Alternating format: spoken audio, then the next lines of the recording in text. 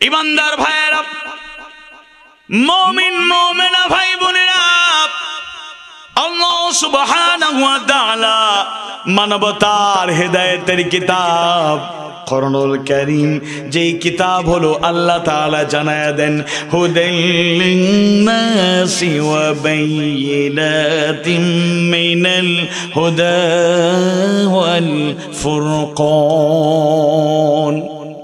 হুদাল লিন্নাস, কোরআনুল কারীমের ব্যাপারে আল্লাহ সুবহানাহু ওয়া তাআলা জানায়া দেন এটা হলো গোটা মানবতার জন্য, সকল মানুষের জন্য হেদায়াত, দ্য বেস্ট গাইডলাইন। ব্যক্তিগত জীবন থেকে জীবনের প্রতিটা ক্ষেত্রে কেমন করে জীবন চালাবেন সব নির্দেশনা কোরআনুল কারীমে আছে। মনোযোগ দিয়ে শুনুন। সন্দীপবাসী চ্যালেঞ্জ ছুড়ে দিয়ে বললাম, মানব জীবনের এমন কোন সমস্যা নাই যেই সমস্যার সমাধান আল্লাহর কিতাবে খুঁজে পাবেন না। আল্লাহ তাআলা নিজেই বললেন তিবিয়ানান লিকুল্লি শাই, সবকিছুর সুস্পষ্ট বর্ণনা আল্লাহ তাআলা কোরআনুল কারীমে নাজিল করেছেন। আল্লাহ তাআলা সেই হেদায়েতের কিতাব কোরআনুল কারীমের ৬৮তম সূরা, সূরা কলমের ৪ নম্বর আয়াত কারিমায় তার প্রিয় হাবিব বিশ্বনবী সাইয়্যিদুল মুরসালিন মুহাম্মদ রাসূলুল্লাহ সাল্লাল্লাহু আলাইহি ওয়াসাল্লামের চরিত্র সম্পর্কে সার্টিফাই করছেন। তার চরিত্র কত মহান ছিল সেই কথা জানায়া দিচ্ছেন। আউযু বিল্লাহি মিনাশ শাইতানির রাজীম, বিসমিল্লাহির রহমানির রহিম, ওয়া ইন্নাকা লাআলা খুলুকিন আযীম।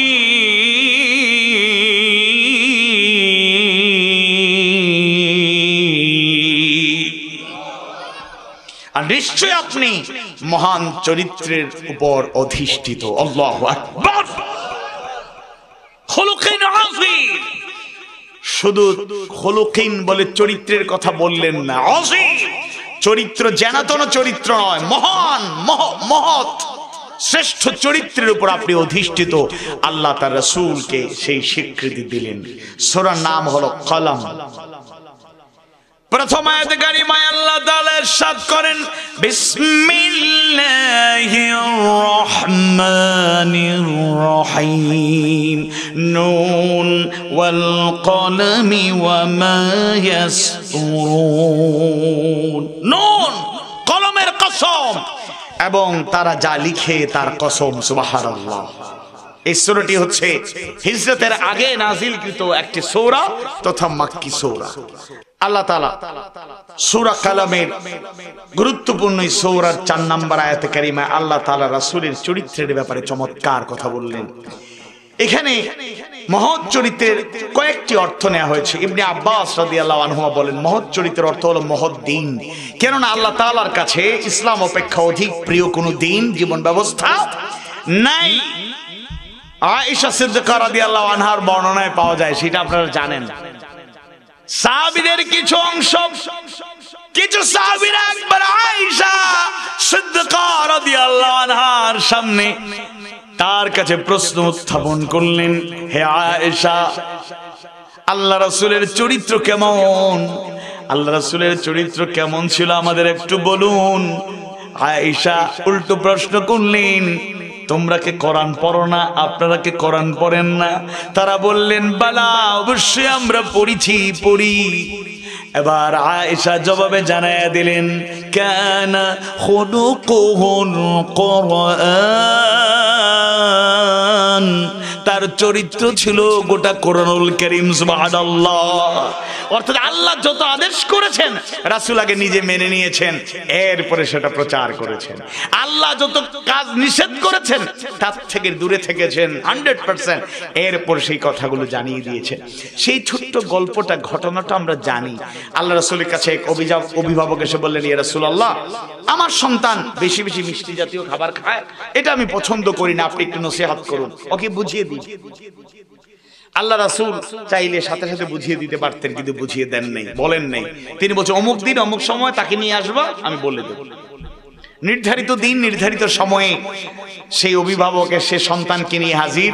এবার আল্লাহ রাসূলের কাছে আবেদন করলেন, ইয়া রাসূলুল্লাহ, ইয়া হাবিবাল্লাহ, আমার সন্তানকে একটু বুঝিয়ে বলো। তিনি বললেন, তোমার অভিভাবক যেহেতু মিষ্টি জাতীয় খাবার বেশি খাওয়া পছন্দ করেন না, তুমি এগুলো কমিয়ে নাও, যতটুকু তিনি বলবেন খাবে বেশি খায়ও না, অর্থাৎ এটাকে অ্যাভয়েড করো, এটাকে বাদ দিয়ে দাও বা কমিয়ে নাও। সুবহানাল্লাহ বলেন। আল্লাহ রাসূল সাথে সাথে কেন বলেন নাই? কারণ আল্লাহ রাসূল নিজেই মিষ্টি জাতীয় খাবার পছন্দ করতেন। সুবহানাল্লাহ, বাড়ি গিয়া আওয়াজ বাড়ি বলি সুবহানাল্লাহ। এত মানুষ কিন্তু আওয়াজ দেয়, সুবহানাল্লাহ বলেন না, আওয়াজ বাড়ি বলেন সুবহানাল্লাহ। আলহামদুলিল্লাহ, ঠিক আছে। তাহলে আল্লাহ রাসূল সাথে সাথেই বলতে পারতেন, কিন্তু তিনি নিজেই মিষ্টি জাতীয় খাবার পছন্দ করেন। এটা কিন্তু হারাম না, মূলত অভিভাবক পছন্দ করেন না তাই বলছেন। আর আল্লাহ রাসূল কেমনে সাথে সাথে বলবেন যখন তিনি নিজেই পছন্দ করে? তাই বলেন অমুক দিন অমুক সময় আসবেন, আমি বলে দেবো। আর মাঝখানে ওই বলার পর থেকে আল্লাহ রাসূল নিজে মিষ্টি জাতীয় খাবার থেকে বিরত থেকেছেন। সুবহানাল্লাহ।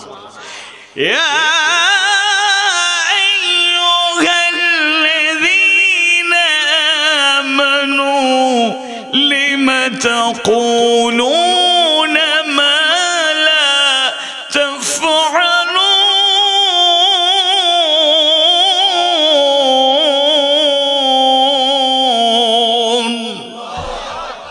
ইয়া আইয়ুহাল্লাযীনা আমানু, হে ঈমানদারগণ, তোমরা যারা ঈমান এনেছো, লিমা তাকুলুন, কেন এমন কথা বলো, মা লা তাফআলুন, যা নিজে করো না। আমাদের দেশে তো চিত্র উল্টা। উখিয়া টেকনাফের এক নেতা বক্তব্য রাখছেন, কি আমার উখিয়া টেকনাফে ইয়াবা স্থান পাবে না, ইয়াবা ঢুকতে দেয়া হবে না, পাচার হতে দেয়া হবে না, সাপ্লাই বন্ধ। খবর পাওয়া যায় তিনি ইয়াবার বরপুত্র।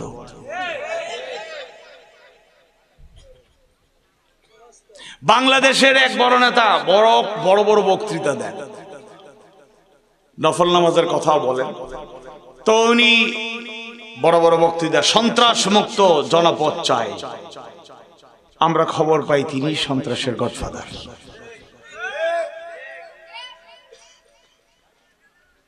বুঝতে পেরেছেন কথা? এইরকম বড় বড় বুলি শোনা যায়, বাস্তবে কিন্তু আমাদের মধ্যে আদর্শ খুঁজে পাওয়া যায় না। এটা চরিত্র পরিপন্থী কাজ। চরিত্র কর্মের মধ্যে, কথা এবং কাজের মধ্যে মিল রাখা, এটাও চরিত্র গঠনের একটা অন্যতম শর্ত। আওয়াজ বাড়িয়ে বলুন ঠিক কিনা? তার জীবদ্দশায় একটা কথা বলেন নাই যা যিনি করেন নাই, একটা ব্যাপারে নিষেধ করেন নাই যে বিষয়ে আগে তিনি দূরে থাকেন নাই। সুবহানাল্লাহ। আর আমরা উল্টো কাজ করি। চরিত্রের ব্যাপারে আরো কিছু বর্ণনা আছে, শুধু পয়েন্টগুলো বলি, এরপরে আমি প্র্যাকটিক্যাল আলোচনায় চলে যাব ইনশাআল্লাহুল আজিজ, যদি আল্লাহ তাআলা আমাকে তৌফিক দেন। আলী রাদিয়াল্লাহু আনহু আরেকটা কথা বলেছেন যে মহৎ চরিত্র, খুলকুন আযীম বলতে কোরআনের শিষ্টাচার বোঝানো হয়েছে। কারণ কোরআনের চাইতে উন্নত শিষ্টাচার, চারিত্রিক সৌন্দর্য আর কিছু হতে পারে না। তাফসীর কুরতুবীও এই কথাটিকে সমর্থন করেছেন। এছাড়া আরো কিছু সৌন্দর্য চরিত্র বলতে, খুলুকিন আযীম বলতে আরো অনেক চরিত্রকে যোগ করা হয়। শিষ্টাচার, ভদ্রতা, নম্রতা, দয়া, দাক্ষিণ্য, বিশ্বস্ততা, সততা, সহিষ্ণুতা, দানশীলতা, এগুলো হলো চরিত্রের অন্যতম একটা অংশ। আসুন এরকম পয়েন্টের আলোকে কিছু কথা বলি। এর মনে এক নাম্বার একটু সততার ব্যাপারে বলি। আল্লাহ রাসূল সত্যতা শিক্ষা দিয়েছেন। আপনাদের এখানে যারা আছেন মোবাইল নাই এরকম কেউ আছেন নাকি? যে প্রাপ্ত বয়স্ক বা আমার মোটামুটি বয়স হয়েছে কিন্তু আমি মোবাইল এখনো ব্যবহার করি না, আমার বয়স 25 বছর, মোবাইল আমি ধরে ছুঁয়ে দেখি না, এরকম কেউ আছেন? একজন লোক নাই, দেখবেন সবার হাতে হাতে মোবাইল আছে না নাই, দুইটাও আছে। এই মোবাইল কিন্তু আমাদেরকে অনেক ক্ষতির কারণ হয়ে দাঁড়িয়েছে। এর মধ্যে একটা হলো মিথ্যা কথা শিক্ষা দেয়। কি শিক্ষা দেয়? আচ্ছা, 1600 একটা এলাকা আছে না, এটা এখান থেকে কত দূর হবে? বহু দূর। আসার পথে আরেকটা বাজারের নাম বলেন। কি বাজার? শিবের হাট। আচ্ছা, একজন লোক মনে করেন এখানে আসার কথা, দলইপাড়া বাজারে একটা জরুরি মিটিং আছে, সকাল 10টায় মিটিংটা শুরু হবে। এখন 16 পাড়া থেকে রওনা হবে, 16 শহর থেকে রওনা হবে। এখন শিবের বাজার সে এখন আসে নাই, আর অনেক দূরে, সে বাড়ি থেকে বের হচ্ছে মাত্র। ফোন দিয়ে বলেন, হ্যালো ভাই কই আছেন? এই যে শিবের বাজার, চলে আসতেছি। অথচ সে এখনো 16 শহর। এরকম কথা মনে হয় এই এলাকার কেউ বলেন? কথায় কথায় মিথ্যা আছে না নাই? আওয়াজ বাড়ি বলেন, আছে না নাই? আল্লাহ রাসূলের জিন্দেগিতে জীবনে একটা মিথ্যা কথার কোন নজির আছে?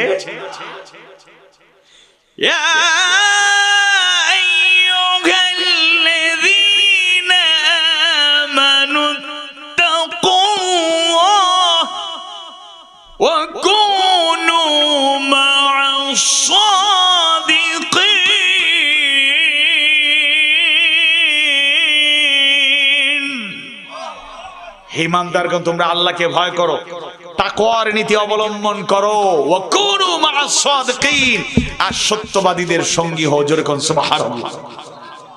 মা বোনেরা মনে হয় কোনোদিন মিথ্যা বলেন না নাকি?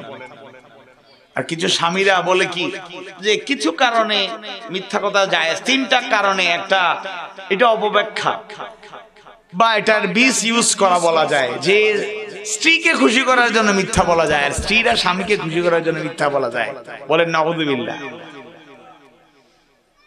একটা হলো বেসিক মিথ্যার অভ্যাস, বদভ্যাস, এটা হলো গুনাহের কাজ, কবিরা গুনাহ। মিথ্যা ছোট নয়। আল কিযবু উম্মুয যুনুব। একটা মিথ্যা শত মিথ্যার জন্ম দেয়। মিথ্যা কথা বলা, মিথ্যা সাক্ষী দেওয়া, মিথ্যা মামলা দেওয়া, মিথ্যা চর্চা এই সমাজে আছে না নাই? আপনাদের এলাকায় মনে করুন মুরব্বীরা যারা আছেন মাইন্ড করেন না, অনেক জায়গায় গ্রামে গঞ্জে সালিশ বিচার, মোড়ল বিচারক গ্রামে গঞ্জে আছেন না নাই? থানা, আদালত, জেল, জরিমানার পরে আমাদের প্রায় এলাকাতে একটা মুরব্বীদের একটা সুন্দর কমিটি থাকে, মোড়লদের, বিচার মাতব্বর যারা বিচার করেন, জাস্টিস, ভিলেজ পলিটিশিয়ান কিংবা ভিলেজ জাস্টিস যাই বলেন আপনারা। এখন মুরব্বীরা আছেন, বিচার, মনে করুন 2টা পরিবারের একটা ঝগড়া হয়েছে, ছোট বিষয় বড় হয়ে গিয়েছে। একটা পরিবার যারা জুলুম করেছে বা অন্যায় করেছে, তারা প্রভাবশালী, ফিনান্সিয়াল পাওয়ার, পলিটিক্যাল পাওয়ার, সোশ্যাল পাওয়ার, অনেক পাওয়ার আছে। আর যারা নিরপরাধ, এরা একটু গরিব, টাকা কম, বড় বাড়ি নাই, দালান কোঠা নাই। আমার কথা বোঝা যায়? এবার আগামী জুমাবার, পরশুদিন জুমার পরে অমুক জামে মসজিদের ময়দানে বা ঈদগাহ ময়দানে বিচার হবে, এলাকার লোকেরা থাকবে। কিছু লোক আছে সত্যকে মিথ্যা বানাতে পারে, মিথ্যাকে 100% সত্য বানায় ফেলে। নাউযুবিল্লাহ। আছে না নাই? এখন বিচার ফয়সালা এই এলাকা না হলেও বাংলাদেশের অনেক জায়গায় আছে। বিচারের আগের রাতে বা 2 দিন আগে দেখা যায় দৌড়াদৌড়ি, চাচা আপনি কষ্ট করে বিচারে যাবেন, এই সামান্য যাতায়াত খরচ। কি খরচ? এত বড় বান্ডিল 15,000 20,000 টাকা, এটা কি যাতায়াত খরচ? হাইটা হাইটা যাওয়া যায় ঈদগাহে বা জুমার নামাজে, ওইখানে কি 15,000 20,000 5,000 10,000 দরকার আছে? এগুলা কি? এটার নাম কি? কাঁচা ভাষায়, বাংলা ভাষায় এটার নাম কি? ঘুষ। আসতে বলেন, এটার নাম কি? আওয়াজ বাড়ি বলেন, এটার নাম কি? ঘুষ হালাল না হারাম? এবার ঘুষের লেনদেন হইল, বিচারে আসলো, নিরপরাধ লোক না দিতে পারলো ঘুষ, আর না মিথ্যা বলতে পারলো, এরা অপরাধী, সাজা তাদের উপরই চলে আসলো। কিন্তু এটা কখনোই কাম্য নয়, জাতিকে চরিত্রহীন বানাচ্ছে, ধ্বংসের দিকে ধাবিত করছে। قال رسول الله صلى الله عليه وسلم آية المنافق ثلاث। মুনাফিকের আলামত হলো 3টা। 1 নম্বরে ইদা হাদাসা কাযাবা, যখন কথা বলে মিথ্যা বলে। ওয়া ইদা ওয়াদা আখলাফা, যখন ওয়াদা করে খেলাফ করে, ওয়াদা ভঙ্গ করে। ওয়া ইদা তুমিনা খানা, আর যখন আমানত রাখা হয় খেয়ানত করে। বলেন নাউযুবিল্লাহ। মুনাফিক হতে চাইলে মিথ্যাকে আশ্রয়ে নিতে পারেন, খবরদার মিথ্যার সাথে প্রকৃত মুমিনদের কোন সম্পর্ক থাকতে পারে। বিশ্বনবী সাইয়্যিদুল মুরসালিন মুহাম্মাদুর রাসূলুল্লাহ সাল্লাল্লাহু আলাইহি ওয়াসাল্লাম এমন এক যুগে তাকে আল্লাহ তাআলা প্রেরণ করলেন। নবুয়ত পাওয়ার আগেও, নবুতি মিশন শুরু হওয়ার আগেও 40টা বছর সেই মক্কা, সে আরবে তিনি অবস্থান করলেন।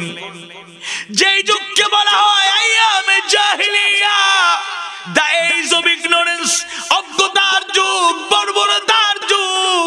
সেই যুগে মানুষদের চরিত্র বলতে কিছু ছিল না, নৈতিকতা বোধ বলতে মানুষের মধ্যে ছিল না।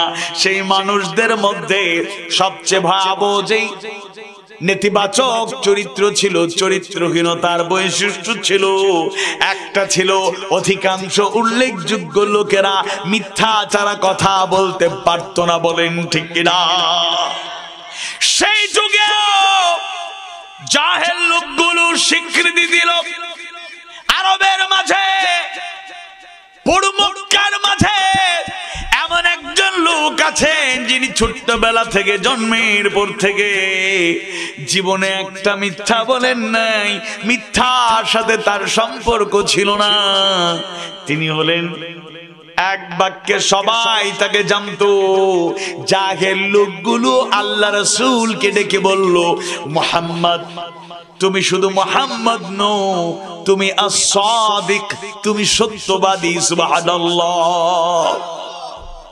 মেরাজের ঘটনা ঘটল নবুয়তের পরে, নবুয়ত পাওয়ার পরে আল্লাহর রাসূলের দাওয়াত থামানো যাচ্ছে না, নির্যাতন করে থামানো যায় না, অপপ্রচার চালিয়েও থামানো যায় না, ষড়যন্ত্র চক্রান্ত করেও থামানো যায় না। মেরাজ, সবে মেরাজ তো চলে এসছে না? মেরাজের ঘটনা ঘটল। আল্লাহ রাসূল মেরাজের পরে, মেরাজ থেকে ফিরে যারা তার সামনে হাজির হয়ে গেল, তাদের সামনে মেরাজের সেই সৌন্দর্য ঘটনাগুলো বর্ণনা করলেন। সামনে থেকে আবু জেহেল সরাসরি নিজ কানে শুনলো, আল্লাহ রাসূলকে নিজ চোখে সে অবলোকন করলো। এটা শোনার পরে আবু জেহেল মুচকি মুচকি হাসে, মনে মনে খুশি। এমন এক ঘটনার বর্ণনা দিচ্ছে, কোন মানুষ কখনোই এটা বিশ্বাস করতে পারে না। সে প্রথমেই চলে গেল আল্লাহ রাসূলকে, যিনি সবচেয়ে বেশি বিশ্বাস করতেন, আল্লাহ রাসূলের সাথে সাথে যিনি থাকতেন, সাহাবীদের মধ্যে মর্যাদার দিক থেকে যিনি এক নম্বরে ছিলেন, আল্লাহ রাসূলের পরই খলিফাতুল মুসলিমিনের দায়িত্ব পালন করলেন। আল্লাহ রাসূলের সবচেয়ে কাছের মানুষ, বিশ্বস্ত সহচর, বিশ্বস্ত সাহাবী হযরত আবু বকর সিদ্দিক রাদিয়াল্লাহু আনহুর কাছে। জোরে কোন সুবহানাল্লাহ। আবু বকর সিদ্দিক রাদিয়াল্লাহু আনহুর নাম তখনও সিদ্দিক যুক্ত হয় নাই, নাম ছিল শুধু আবু বকর। আল্লাহ রাসূল মেরাজের যে বর্ণনা দিলেন, আবু বকর উপস্থিত ছিলেন না, প্রথম বর্ণনায় উপস্থিত ছিলেন না। আবু জেহেল শোনার পরে প্রথমেই চলে গেল আবু বকরের কাছে, কারণ আবু বকরকে দুর্বল করা গেলে বাকিদেরকে দুর্বল করা কোনো ব্যাপার নয়। মনে আশা নিয়ে আবু জেহেল আল্লাহ রাসূলের কাছে গেল। আল্লাহ রাসূলের প্রিয় সাহাবী আবু বকরের কাছে গিয়ে আবু জেহেল বলল, আবু বকর, শুনেছো কিনা তোমার নবী কি কয়? নাউযুবিল্লাহ বলেন, শুনেছো তোমার নবী কি বলে, কি বলেছেন? সে আশা নিয়া আনন্দ চিত্তে মেরাজের ঘটনা আল্লাহ রাসূলের জবান থেকে যা শুনেছে সব বলে দিয়েছে। আবু জেহেলরা, যদি আবু জেহেল মূর্খের পিতা আমরা বলি, ওর নাম তো আবু জেহেল ছিল না, ওর নাম ছিল আবুল হাকাম বিন হিশাম। সে ছিল পণ্ডিতের পিতা, জ্ঞানীর পিতা। ওই সময় দুনিয়ার জ্ঞানে যারা জ্ঞানী ছিল তার মধ্যে টপ লেভেলে ছিল আবুল হাকাম বিন হিশাম, কিন্তু তার নাম আবু জাহেল হয়ে গেল, কারণ দুনিয়ার সব জ্ঞান সে জানতো, কোরআনের জ্ঞান জানতো না। বলেন ঠিক কিনা? আজকেও যারা কোরআনের জ্ঞান অর্জন করবে না, দুনিয়ার সব পাণ্ডিত্য অর্জন করলেও ইসলামের দৃষ্টিতে সে জাহেল, সে আবুল হাকাম বা হাকাম হতে পারে। আসতে বলে কার বিপদ আছে তো, কার উপর দিয়ে চলে যাবে, পরে আবার বিপদে পড়বে। হুজুর আমাদের মধ্যে ঝগড়া লাগে চলে যায়, এটা হক কথা না মিথ্যা কথা? আমাদের শিক্ষার্থীরা, কমলমতি বাচ্চারা চরিত্রবান হবে, আদর্শবান হবে, নীতি নৈতিকতা সম্পন্ন হবে, কারণ এই শিক্ষার্থীরাই, ছাত্র ছাত্রীরাই দেশ এবং জাতির ভবিষ্যৎ। ছাত্ররাই আমাদের ফিউচার লিডার, আগামী দিনের কর্ণধার। এরা দেশ জাতিকে নেতৃত্ব দেবে। এদেরকে চরিত্রহীন বানানোর জন্য, নীতিহীন বানানোর জন্য, আদর্শহীন বানানোর জন্যই আজকে কোমলমতি শিক্ষার্থীদের পুস্তকের মধ্যে চরিত্রহীন বানাবার অপপ্রয়াস চালানো হয়েছে। পাঠ্যপুস্তকে অনৈতিক বিষয় যুক্ত করে দেওয়া হয়েছে, যা কখনোই মেনে নেওয়া যায় না। বলেন ঠিক কিনা?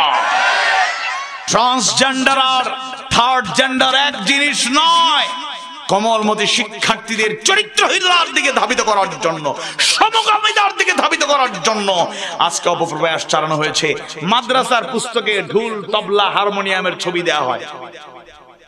এটা কি ইসলাম সমর্থন করে? মুসলমানেরা কথা বলুন, ইসলাম সমর্থন করে?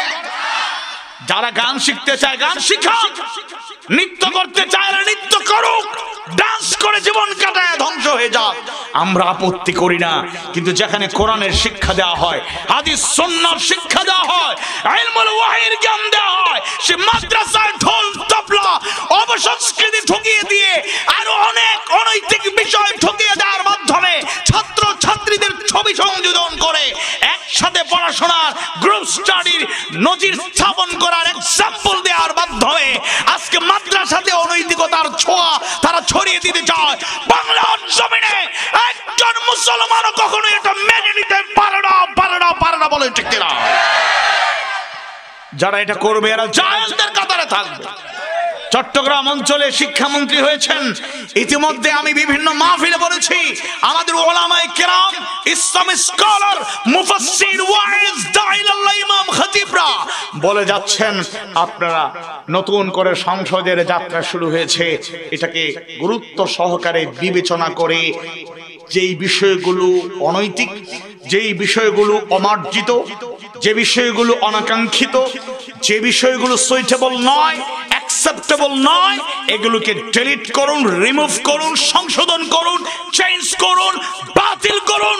নতুবা টেকনাফ থেকে তেতুলিয়া, রূপসা থেকে পাথরিয়া, ব্যক্তিগত স্বার্থে, দলীয় স্বার্থে নয়, প্রজন্মকে বাঁচাতে, আগামী দিনের ফিউচার লিডার, জাতির কর্ণধারদেরকে আদর্শ মানুষ হিসাবে, মুমিন মুমিনা হিসাবে গড়ে তুলতে প্রয়োজনে আন্দোলন করা হবে। বলেন ঠিক কিনা?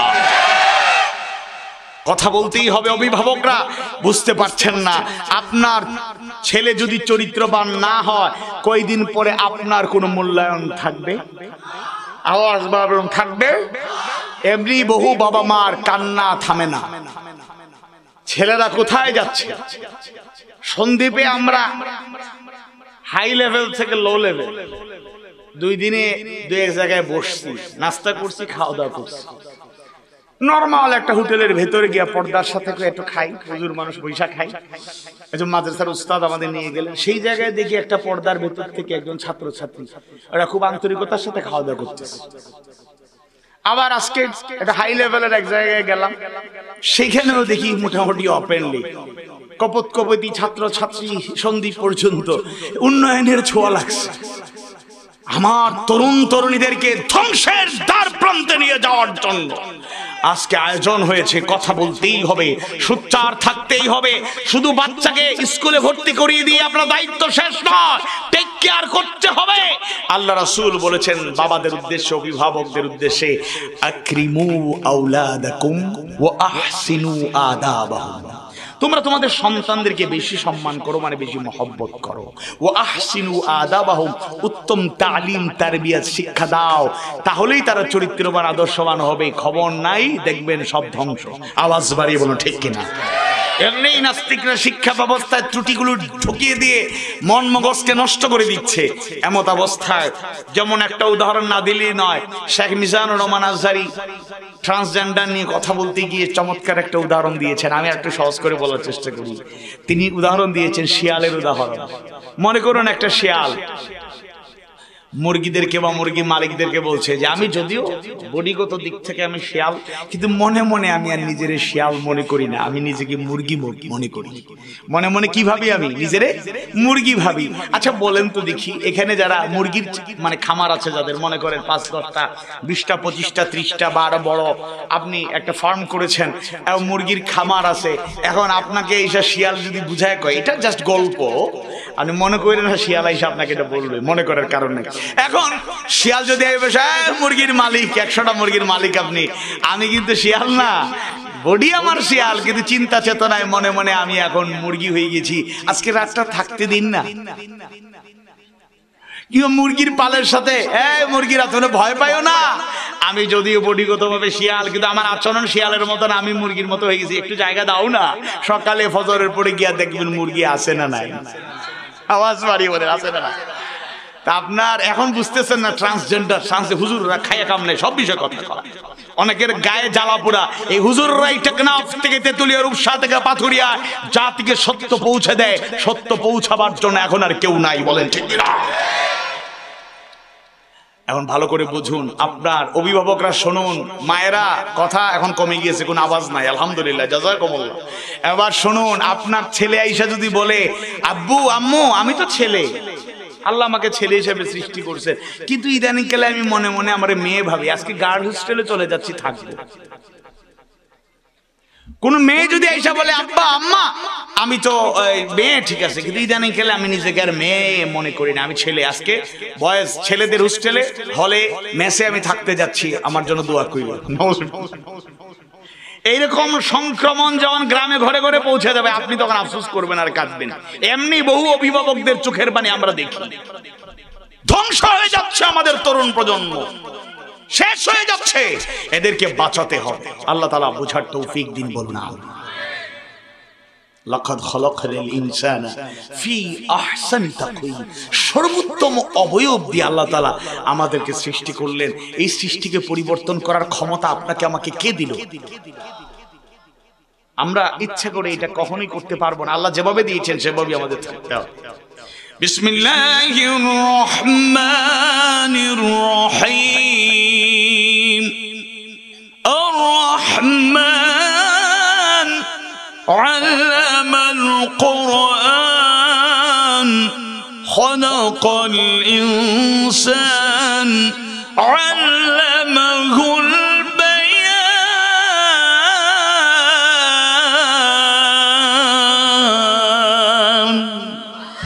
রহমান, পরম করুণাময়, দয়ালু, মেহেরবান, the most merciful, আল্লামাল কোরআন, যিনি শিক্ষা দিয়েছেন কোরআন, সুবহানাল্লাহ, taught him Quran, খালাকাল ইনসান, সৃষ্টি করেছেন মানুষ, created man, সৃষ্টি করেছেন যিনি, তিনি কে? সন্দীপের মুসলমানরা আওয়াজ বাড়িয়ে বলুন তিনি কে? দলুইপাড়ার সম্মানিত প্রিয় ভাইয়ের আওয়াজ বাড়িয়ে বলুন তিনি কে? আল্লামাহুল বায়ান, কথা বলা শিক্ষা দিয়েছেন। taught him eloquence, taught him speech। সুতরাং সৃষ্টি করেছেন আল্লাহ, আর আমি মাখলুক হয়ে সৃষ্টির পরিবর্তন করতে পারি। তবে একটা ভয়াবহ তথ্য আপনাদেরকে দিয়ে যাই, যারা ট্রান্সজেন্ডার, ছেলে যারা মেয়ে হয়ে যাচ্ছ, শোনো, মেয়ে যারা অপারেশন করিয়ে কৃত্রিম ভাবে ছেলে হতে চাও, শোনো, এমনি কেউ ডিপ্রেশনে পড়ে গেলে, হতাশা নিরাশায় পড়ে গেলে আত্মহত্যা করে, নাউযুবিল্লাহ। আত্মহত্যা হালাল না হারাম? শুনুন, মানসিক ভাবে শান্তি পেতে চাইলে কোরআনকে বুঝুন, কোরআন পড়ুন, তেলাওয়াত করুন, অনুসরণ করুন, আল্লাহর গোলামি করুন, নামাজ পড়ুন, রোজা রাখুন, ইবাদত করুন, মনের মধ্যে শান্তি যিনি দান করবেন তিনি কে? কিছু ইয়ং জেনারেশন ছেলে কিংবা মেয়ে হতাশ। এক ছেলে একবার এসএসসি পরীক্ষায় ফেল করছে, এফ গ্রেড, এ প্লাস পাওয়ার কথা, সে ফেল করছে, আত্মহত্যা করে মরে গেছে। পরে ইন্তেকালের মরার কয়েকদিন পরে রেজাল্ট যখন নিরীক্ষণ করা হলো, রি এক্সাম করা হলো, এবার দেখা যায় সে গোল্ডেন এ প্লাস পাইছে। এই যুবক, আত্মহত্যার চিন্তা করো কেমনে? এই মেয়েরা, আমার বোনেরা, শোনো, ডিপ্রেশনে চলে যাও কেন? সাধারণত যেই কারণগুলোতে মানুষ আত্মহত্যা করে, স্বাভাবিক মানুষ হঠাৎ করে আত্মহত্যা করে, এতটুকু কষ্ট পায়। আর যারা ট্রান্সজেন্ডারে স্থানান্তরিত হয়ে যায়, পরিবর্তন হয়ে যায়, বিশেষজ্ঞদের মতামত হলো যারা নিজেকে পরিবর্তন করে, লিঙ্গ পরিবর্তন করে ছেলেরা মেয়ে হয়ে যায়, মেয়েরা ছেলে হয়ে যায়, তাদের মধ্যে সাধারণভাবে কষ্ট পেলে, হতাশ হলে যেই পরিমাণ লোকেরা আত্মহত্যা করে, এর থেকে 22 গুণ বেশি। কয় গুণ বেশি? 22 গুণ বেশি আত্মহত্যার প্রবণতা ওই ট্রান্সজেন্ডারে আসক্ত লোকদের মাঝে ছড়িয়ে পড়েছে। বলেন নাউযুবিল্লাহ। যারা এটা করছে, এটা বাংলাদেশে নতুন করে আলোচনা হচ্ছে, পৃথিবীতে আগে উন্নত বিশ্বে যারা আগেই চালু হয়ে গেছে তারা ভয়াবহ ক্ষতির মুখোমুখি হচ্ছে। আমরা আমাদের জাতিকে ধ্বংস হতে দেব না, বলেন ইনশাআল্লাহ। এবার ফিরে আসুন জায়গায়, কোথায় ছিলাম মনে আছে? আবু বকরের কাছে আবু জেহেল আসলো। হে আবু বকর, এখনো কি তোমার নবীর কথা শুনবে? এখনো কি তার ব্যাপারে তোমার ঈমান যা আছে সেটা থাকবে? তিনি বললেন, কেন, কি হয়েছে, কি বলেছে শুনো। এবার মেরাজের ঘটনায় যা ঘটলো সব যা শুনেছে সে বর্ণনা করলো। আবু বকর সিদ্দিক বর্ণনা যখন শেষ হয়ে গেল, আবু জাহেলকে শুধু একটা প্রশ্ন করলেন, আবু জাহেল তোমার কথা কি শেষ? হ্যাঁ শেষ। বলো তো দেখি, যে কথাগুলো বলেছো এগুলো আমাদের আল্লাহর প্রিয় হাবিব মুহাম্মদ রাসূলুল্লাহ সাল্লাল্লাহু আলাইহি সাল্লাম নিজে বলেছেন নাকি? সে তখন আরো আশ্চর্যের চেহারা, আত্মবিশ্বাস নিয়ে বলল, তোমাদের নবী প্রথম যে বর্ণনা দিলেন আমি একেবারে সামনের সারি থেকে, কাছাকাছি থেকে নিজ কানে শুনেছি, নিজ চোখে তাকে অবলোকন করেছি। আল্লাহ রাসূল বলতে যাকে তোমরা মানো সেই মুহাম্মদ এই কথাগুলো বলেছে। এবার আবু বকর স্বাভাবিক থেকে সুন্দরভাবে জবান থেকে উত্তর জানায়া দেন। আবু বকর জানায়া দেন, আবু জাহেল শুনে রাখো, যদি এটা আল্লাহর রাসূল বলে থাকেন তাহলে উত্তর জেনে নাও, আমি বিশ্বাস করলাম এই কথা শুধু সত্য নয়, এই কথা মহা সত্য। জোরে কোন সুবহানাল্লাহ। আল্লাহ রাসূলের সাথে আবু বকরের দেখা হয়ে গেল। আল্লাহ রাসূল বললেন, আবু জেহেল নাকি? আবু জেহেল তোমার কাছে এসেছিল, এরকম জবাব দিয়েছো হে আবু বকর? আবু বকর তখন বলেন, ইয়া রাসূলুল্লাহ, ইয়া হাবিবাল্লাহ, আজ নতুন করে আপনাকে চিনি না, আপনাকে অনেক আগে থেকেই চিনি, নবী হওয়ার আগেও চিনি, যার জবান থেকে জীবনে একটা মিথ্যা বের হয় নাই, আল্লাহকে দেখি নাই, আপনার কথায় আল্লাহর প্রতি ঈমান এনেছি। আর আল্লাহর প্রতি ঈমান আনা লোক না দেখে কেন জান্নাত জাহান্নামের কথা বিশ্বাস করব না? যা বর্ণনা দিয়েছেন কেন বিশ্বাস করব না? এটা শুধু সত্য নয়, মহা সত্য। আবু বকরকে উদ্দেশ্য করে আল্লাহ রাসূল তখন বললেন, মুহাম্মদ সাল্লাল্লাহু আলাইহি সাল্লাম প্রিয় পয়গম্বর জানায় দিলেন, আবু বকর তুমি শুধু আবু বকর নও, তুমি সিদ্দিক, তুমি মহা সত্যবাদী, তুমি সত্যবাদী। সুবহানাল্লাহ। যুব সমাজ, এই মাহফিল থেকে এই 1 নাম্বার সবক নিতে হবে, আমরা কখনোই মিথ্যা বলবো না। বলেন ইনশাআল্লাহ। মিথ্যা কথা বলবো না, মিথ্যা সাক্ষ্য দেব না, মিথ্যা মামলা করব না, মিথ্যা অপবাদ দেব না। কোন ধরনের মিথ্যার সাথে মুসলমানদের কোনো সম্পর্ক, আওয়াজ বাড়ি বলে সম্পর্ক। আর যদি বন্ধু বানাতে হয় সত্যবাদীদেরকে বানাতে হয়। ছোট কোমলমতি বাচ্চারা যারা শুনছো, তোমাদের বন্ধুদের মধ্যে, সহপাঠীদের মধ্যে, ক্লাসমেটদের মধ্যে, আমার বোনেরা যারা ছোট্ট মনিরা শুনছো, মেয়েরা শুনছো, তোমাদের বান্ধবীদের মধ্যে, সহপাঠীদের মধ্যে যারা মিথ্যা কথা বলে যদি প্রমাণ পাও, এদের সাথে আস্তে আস্তে সরে যাও। মিথ্যা কথা যারা বলে এরা অনেক বড় অপরাধ করতে পারে, তোমাকে বিপদের দিকে ঠেলে দিতে পারে। আওয়াজ বাড়িয়ে বলুন ঠিক কিনা? চরিত্রের একটা অনন্য সৌন্দর্য হলো সত্য, সত্য, এরপরে হলো বিশ্বস্ততা। এখানে ব্যবসায়ী লোকেরা আছেন, আমাদের ইসলাম ভাই সহ, মামুন ভাই সহ, আপনি তো ব্যবসায়ী দেখছেন, বিভিন্ন শ্রেণীর লোকেরা আছে। আল্লাহর রাসূলকে আরেকটা উপাধি দিয়েছিল জাহেল লোকেরা, ওই উপাধিটার নাম কি বলেন তো? as-সাদিক তো বললাম, আরেকটা কি? আল আমিন। আল আমিন, আল আমিন তো অনেকের নাম আছে না? আচ্ছা, আল আমিন এই উপাধিটা কেমন করে আল্লাহ রাসূল পেলেন? ওয়া আহাল্লাহুল বাই'a ওয়া হারামা রিবা ওয়া আহাল্লাল্লাহুল বাইআ, আর আল্লাহ তাআলা ব্যবসাকে হালাল করেছেন। ব্যবসাকে হালাল করেছেন কে?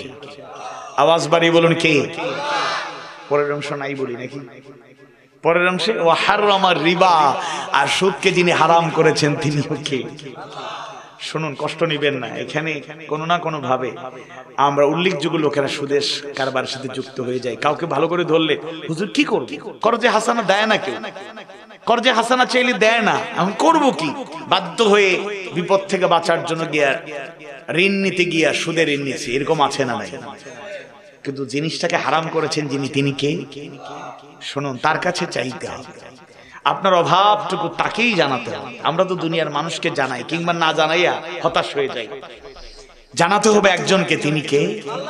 যত অভাব হোক, যত সমস্যা থাকুক, যত ক্রাইসিস থাকুক, আপনি একটা চ্যালেঞ্জ দিয়ে গেলাম ইনশাআল্লাহ, এরপরে যদি আপনার জীবনে না পান, বুঝতে হবে আল্লাহ আপনাকে পরীক্ষা করছেন, অথবা আমার কথাটা পুরোপুরি গ্রহণযোগ্য না। কিন্তু একটা অনুরোধ করে যাই, আপনি যত বড় বিপদে পড়ুন, একটা ক্রাইসিসে পড়ুন, একবারে কায়মন বাক্যে একজনের কাছে চাইবেন, তিনি কে?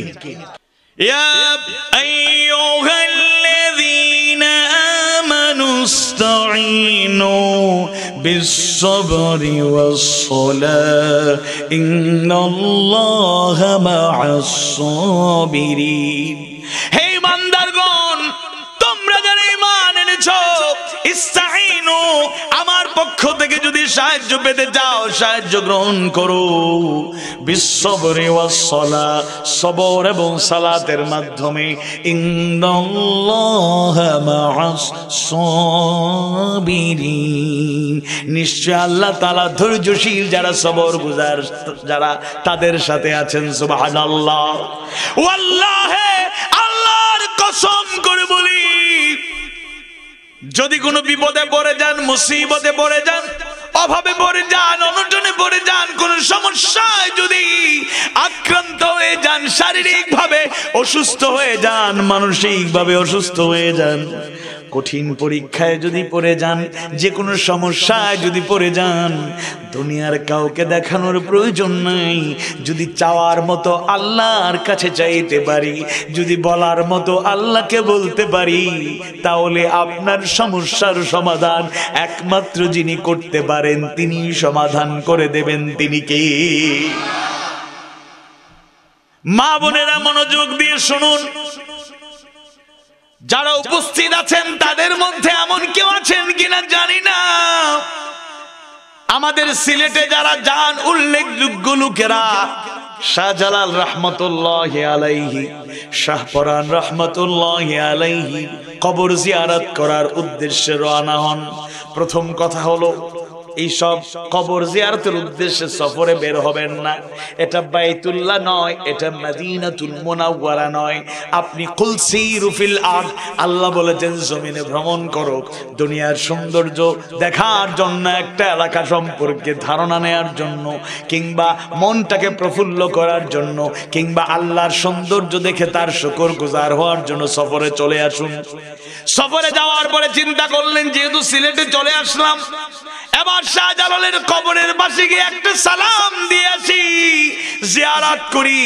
জিয়ারত করা তো সুন্নত, কেউ আপত্তি করে না।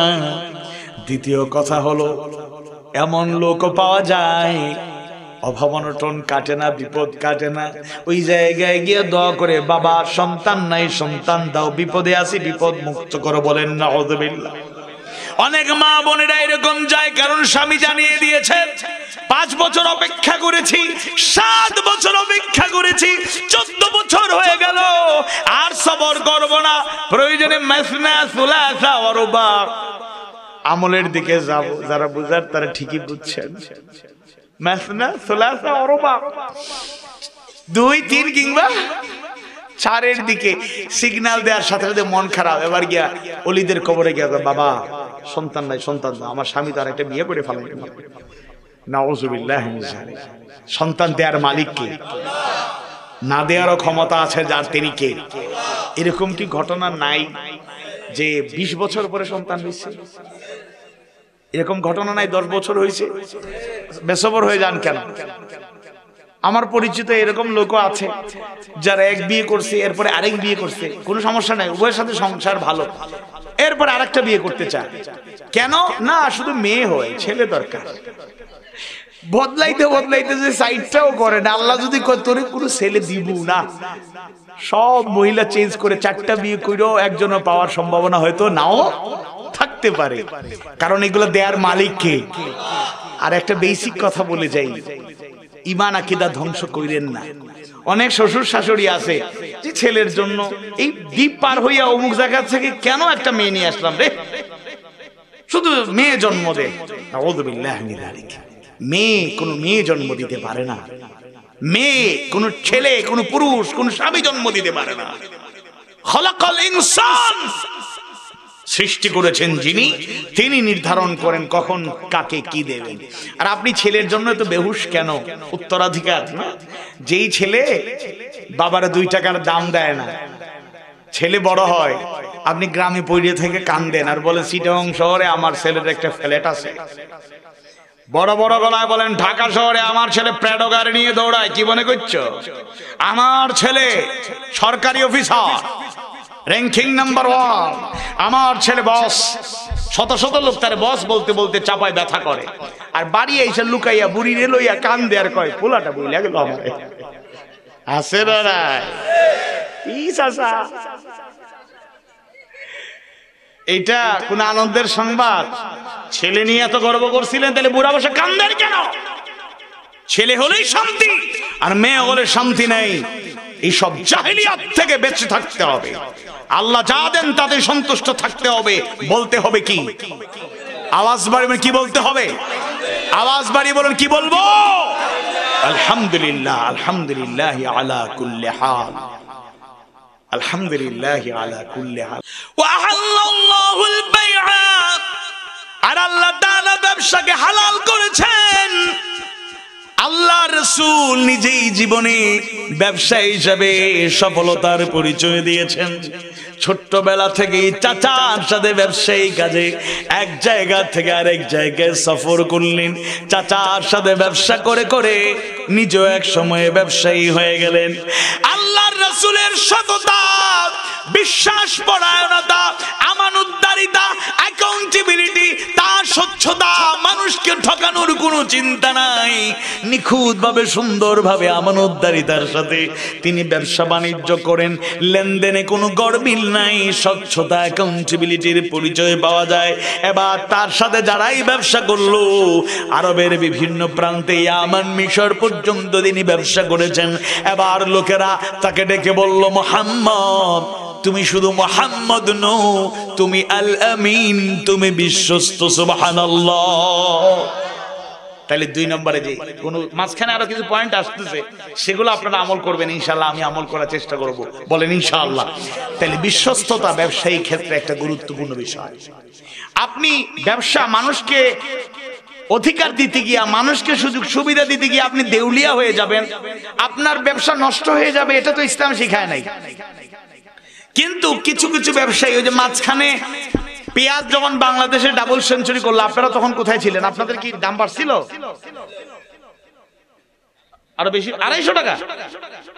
কি কয় কি? তাহলে বাংলাদেশে তো আপনার র্যাঙ্কিং নাম্বার 1, দ্রব্যমূল্যের দাম বাড়ার ক্ষেত্রে আমরা এগিয়ে। এই ক্ষেত্রে যেটা হচ্ছে, একটা নিউজ শুধু প্রচার হয়েছে, ভারত বলছে যে অমুক দিন পর্যন্ত বা অমুক মাস পর্যন্ত আমরা কোনো পেঁয়াজ কি করব না, সাপ্লাই দেব না। এবার বাংলাদেশের ব্যবসায়ীরা সাথে সাথে সিন্ডিকেট ঐক্যবদ্ধ বন্ধ করে দিয়েছে। আমি শুনুন, এই দলইপাড়ার বাজারের ব্যবসায়ী আমারে দেখেন ভুল বুঝছেন না যে হুজুর আপনি আমাদের খোসা দিয়ে কথা কইলেন, এটা কোনো কথা? আল্লাহ আল্লাহ বরকত দিক, বলে না। মনোযোগ দিয়ে শুনুন, আমি বুঝাই দিই, ব্যবসায়ী পলিসিটা বুঝাই দিই, যদিও আমি ব্যবসায়ী নই, কিন্তু ইসলাম তো সবকিছু আমাদের শেখানোর একটা সুযোগ দিয়েছে। মনে করুন আপনি পেঁয়াজ নিয়ে আসছেন 120 টাকা দাম কেজি করে, আপনি এটা 20 টাকা বা সর্বোচ্চ 30 টাকা পর্যন্ত, মনে করেন 150 টাকায় বিক্রি করলেন, সহনীয় মাত্রা। আপনি এটাকে কেমনে 220 টাকায় বিক্রি করবেন? আপনি একটা জিনিস মনে করেন আপনি বাধ্য হয়ে 180 টাকা দিয়ে কিনে আনছেন, পেঁয়াজই মনে করেন, আপনাকে যারা বিক্রি, আগের যেটা স্টকে ছিল এটা আপনি আগের দামে বিক্রি করুন। নতুন মালামাল এসেছে এখন 180 টাকা দিয়ে কিনেছেন, আপনি 150 টাকা দিয়ে বিক্রি করবেন কেন? আপনি ক্লিয়ার থাকেন, বলবেন ভাই আমি 180 টাকা দিয়ে কিনে আনছি। বেশি আবার দাম দর বলার দরকার নেই, কিছু আছে দাম দর বলতে গিয়ে মিথ্যা বলতে হয়, যাই হোক এটা দরকার নেই। আমাদেরকে লোকেরা অনেক সময় ঠকায়, বলে কি হুজুর আপনি পাঞ্জাবি কিনবেন, আল্লাহ আমার দোকান ধন্য, আমার দোকান আজকে ধন্য, হুজুরের সাথে চা কফি কিছু লাগবে না, পাঞ্জাবিটা কিনে চলে যাই। না হুজুর বসেন, আপনি বহুদিন পরে আপনার মতো লোকে পাইছি আলহামদুলিল্লাহ, তো হুজুর আপনার সাথে দাম দর করা চলবে না। কিছু দোকান আছে তো ফিক্সড, এখানে কথা বলা লাগে না, নিয়ে আসলেন, আমরা ভালো লাগলে নিয়ে আসুন, নতুবা নাই। কিছু দোকান আছে দাম দর করা যায় না। হুজুর আপনার সাথে ব্যবসা করে জীবনটা ধ্বংস করতে চাই না, লস তো আর খাইতে পারি না, তবে আপনাকে কেনা দামে দিয়ে দিব। হুজুর বেশি না, এই পাঞ্জাবিটা মাত্র 1250 টাকা, অথচ ভালো করে খবর নিয়ে দেখবেন এটা নিয়ে আসছে 480 টাকা দিয়ে। এরকম বাটপারও আছে না? আপনি 1250 টাকা দিয়ে কিনে আনলে আপনি 1250 টাকা আমার দিবেন কেন? আমি কি কোনো চাইবো আপনার কাছে? আমার টাকা কম থাকলে আমি আরো অন্য জায়গায় গিয়ে নরমাল ফুটপাথ থেকে আমি কিনে ফেলবো, সমস্যা নাই। কিন্তু আমি যদি 1250 টাকার পাঞ্জাবি কিনতে হয় তাহলে আপনার লস করে আমি কিনবো কেন? এজন্য স্বচ্ছতা রাখবেন, লোককে ঠকাবেন না। এখন পেঁয়াজের দাম হ্যাঁ যদি বাড়ে বাস্তব কারণে, তাহলে আপনার স্টকে যেটা ছিল আগে দাম কিনে আনছেন 80 টাকা দিয়ে 100 টাকায় বিক্রি করছেন, এই পেঁয়াজ 250 টাকা যখন হবে তখন আপনি জুলুম করছেন, অবিচার করছেন, হারাম ব্যবসা করছেন, বলেন ঠিক না? আল্লাহ রাসূল নিজে স্বচ্ছতা অ্যাকাউন্টেবিলিটি শিক্ষা দিয়েছেন, এই জন্য আমাদেরকে সততা স্বচ্ছতার পরিচয় দিতে হবে, বলেন ইনশাআল্লাহ। আমি শেষ পর্যায়ে এবার ব্যক্তিগতভাবে আল্লাহ রাসূলের কিছু গুণাবলী বলে এরপরে শেষ করবো ইনশাআল্লাহ। আপনারা শুনবেন ইনশাআল্লাহ। অল্প সময়ে একটু বলে দিই ব্যক্তিগতভাবে আল্লাহ রাসূলের চরিত্রের বাস্তব প্রতিচ্ছবি। এর মধ্যে একটা হলো, মা বোনেরা শুনুন, আপনাদের নিয়ে এখন কথা বলতে হচ্ছে, কারণ আপনাদের যে ইসলাম মর্যাদা দিয়েছে এটা আমাদের জানা দরকার, নতুবা সন্দীপ বাজারে কোন দিন গিয়ে মানব বন্ধন করবেন যে নারী নির্যাতন মানি না, পুরুষের অধিকার মানি না, ঘর থেকে বের হব, আন্দোলন করব, এরপরে নিজের অধিকার প্রতিষ্ঠা করবো, এরকম আছে না? নাই? শুনুন, আপনি একটা দুঃখের কথা, মা বোনেরা কষ্ট নিয়েন না। এখন আগে ছিল শুধু নারী নির্যাতন, এখন কিন্তু পুরুষ নির্যাতনও আছে না? নাই? ফেনীতে 4 বছর আগে একটা মাহফিলে উঠার আগে হঠাৎ করে দেখি একটা নিউজ, জাতীয় অনলাইনে নিউজ দেখলাম যে প্রেস ক্লাবের সামনে একটা ব্যানারে দাঁড়াইয়ে 8-9 জন মানুষ একটা ব্যানার লিখে তারা প্রতিবাদ করছেন, পুরুষ নির্যাতন বন্ধ করো, করতেই হবে। এর মানে পুরুষ নির্যাতন আছে না? নাই?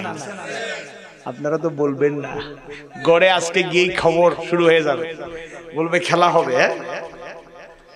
শুনুন, নারী নির্যাতন কাম্য নয়, আবার নতুন করে যেটা শুরু হয়েছে পুরুষ নির্যাতন। মা বোনেরা আল্লাহর রাস্তায় স্বামীদেরকে একটু শান্তি দেন, কারণ আপনারা কি আপনার বান্ধবীর কইয়া মন হালকা করতে পারেন? আমরা পুরুষ জাতি কাউরে বলতে পারি না। লোকেরা বলবে আপনার কি মেরুদণ্ড নাই, স্ত্রীর কাছে আপনি কবজায় পড়ছেন। আমরা মাঝে মাঝে বাচ্চাদের কাছে খবর নেই। আমি এক বাচ্চাকে কয়েকজন 4-5 জন দুষ্টামি করতেছে, এদিকে আসো, এদের সাথে কি কথা বলবো? বললাম তোমার আব্বা গরম না আম্মা গরম? যে 6-7 জন ছিল অধিকাংশ বলছে আম্মা গরম, এর মানে হোম মিনিস্টার গরম। সন্দীপে না, এটা সিলেটে। কেন সন্দীপে আসেনি কেন? আচ্ছা, তাইলে পুরুষ নির্যাতন হয়, তবে পুরুষদের কষ্ট দিবেন না মা বোনেরা। পুরুষরা বড় অসহায়, কারণ বলতে পারি না, ওদের লজ্জা লাগে। আপনারা তো কাইন্দা কুইন্দা আব্বারে ফোন দিয়ে কইবেন, আম্মারে ফোন দিয়ে বিলাপ করে কান্না একেবারে ঘর একেবারে চোখের পানি দিয়ে ভাসাই দিবেন। আমরা তো কাঁদতেও পারি না, বুকের মধ্যে যন্ত্রণা আটকে থাকে। পুরুষরা কথা বলুন, ঠিক কি না? সহজ করে দিচ্ছে। মা বোনদের জন্য বিশেষ করে দোয়া করে দেবো, আপনাদেরকে ইনশাআল্লাহ ওনারা কষ্ট দিবেন না। আল্লাহ সবাইকে কবুল করুন, বলুন না। নারীবাদীরা বড় বড় কথা কয়, বলে ইসলাম নাকি নারীকে ঠকিয়েছে, বলে নাউযুবিল্লাহ, আস্তাগফিরুল্লাহ। এটা একটা অপবাদ, মিথ্যাচার। বরং ইসলাম নারীদেরকে যতটুকু গুরুত্ব দিয়েছে, নারীদের যে কদর ইসলামে আছে, পুরুষদের এত কদর নাই। সুবহানাল্লাহ। মর্যাদা, হ্যাঁ পুরুষদের একজন বাবার মর্যাদা কিন্তু কম না, মায়ের চেয়ে মর্যাদার দিক থেকে বেশি, আর কদর বেশি, খেদমত পাওয়ার হকদার বেশি মা। গুরুত্ব মর্যাদা বাবাদের কেমনে বেশি? কারণ কিয়ামতের ময়দানে একটা দলিল বলি, ছেলেদেরকে ডাকা হবে তার কার নাম ধরে ধরে? বাবার নাম ধরে ধরে। জোরে কোন সুবহানাল্লাহ। মেয়েদেরকেও বাবার নাম ধরে ডাকা হবে, সুবহানাল্লাহ। আর নারীদের কদর কেন, এটা সব সময় আমরা আলোচনা করি, অনেক আলোচনা আমরা নিয়ে আসি। জাইলি জামানায় নারীদের মর্যাদা ছিল না। তাফসীরে কুরতুবী ইবনে কাসীরের বর্ণনায় পাওয়া যায়, আরবের কিছু কিছু গোত্রের এমন নিকৃষ্ট বৈশিষ্ট্য ছিল, কন্যা সন্তান জন্ম নিলে তারা লজ্জা পেয়ে যেত। লজ্জা থেকে, অপমান থেকে বাঁচার জন্য ওইসব গোত্র গোষ্ঠীগুলো তাদের পরিবারে কোনো কন্যা সন্তান জন্ম নিলে সেই জীবন্ত কন্যাটাকে বাবা অভিভাবক জীবন্ত কবর দেয়া দিত। নাউযুবিল্লাহ। সূরা তাকবীরের ৮ এবং ৯ নম্বর আয়াত কারিমায় আল্লাহ সুবহানাহু ওয়া তাআলা জানায় দেন, ওয়া ইযাল মাউউদাতু সুইলাত বিআইয়ি যামবিন কুতিলাত। ওই জীবন্ত কবরস্থ কন্যাগুলোকে জিজ্ঞেস করা হবে, কি কারণে তোমাদেরকে জীবন্ত কবর দেয়া হয়েছে, হত্যা করা হয়েছে। স্বাভাবিকভাবে এই প্রশ্নটা আমাদের মনে জাগতে পারে। অপরাধ করলো বাবা, অপরাধ করলো অভিভাবক, মেয়েগুলো মজলুম, তাদেরকে কেন জিজ্ঞেস করা হবে? তাফসীরে কুরতুবী, তাফসীরে ইবনে কাসীরের বর্ণনায় আয়াতের ব্যাখ্যায় জানায়া দেয়া হয়, আল্লাহ তাআলা ওইসব বর্বর ওইসব পাষণ্ড বাবাদের উপর, অভিভাবকদের উপর এত রাগ করবেন, গোসা করবেন, তাদের দিকে তাকাবেন না, তাদের সাথে কথা বলবেন না। জাইলি জামানায় নারীরা অবহেলিত ছিলেন, কন্যা সন্তানগুলোকে জীবন্ত কবর দেওয়া হতো। আর আল্লাহর রাসূলের সুবহান চরিত্র আল্লাহ তাআলা যথার্থই বলেছেন, ওয়া ইন্নাকা লা'আলা খুলুকিন আযীম।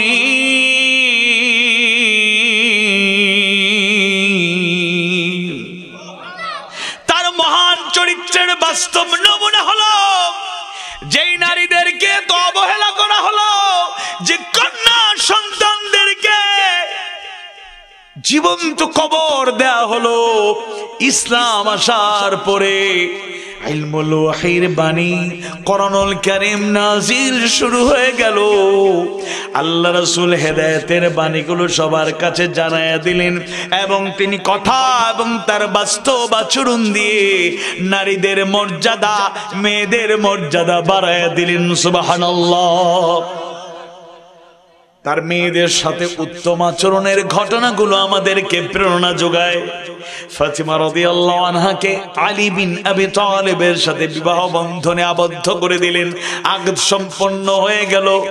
শ্বশুর হিসাবে আলী বিন আবি তালিবকে চাইলে আল্লাহ রাসূল আদেশ করতে পারতেন, কিন্তু আদেশ না করে অত্যন্ত কোমল ভাষায় আলীকে বললেন, আলী বাড়ি কাছে আছে, কাছে থেকো, দূরে কোথাও বাড়ি বানিও না, যেন দৈনন্দিন প্রতিদিন সুযোগ পেলে আমার কলেজার টুকরো ফাতিমাটাকে একবার দেখতে পাই। সুবহানাল্লাহ।